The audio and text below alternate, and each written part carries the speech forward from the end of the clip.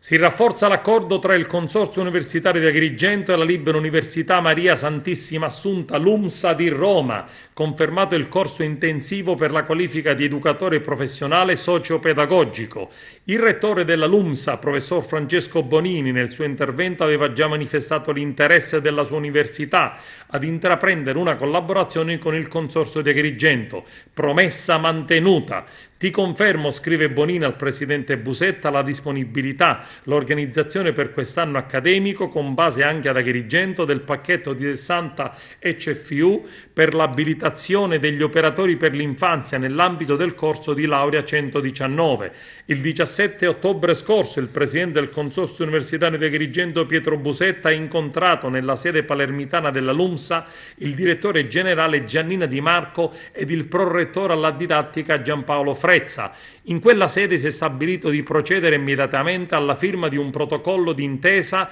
per avviare un corso intensivo per la qualifica di educatore professionale socio-pedagogico che preveda 1500 ore in 8 mesi e nel contempo sono state avviate le procedure propedeutiche per la creazione di un corso di laurea in scienze della formazione. Il consorzio è una creatura viva che si avvia verso un percorso di rilancio, ha dichiarato Pietro Busetta, presidente del CUP agrigentino. La LUMSA ha docenti di altissima professionalità e la manifestazione di volontà di collaborazione con il consorzio espressa dalle sue autorità accademiche ci permette di guardare con ottimismo al futuro della nostra università.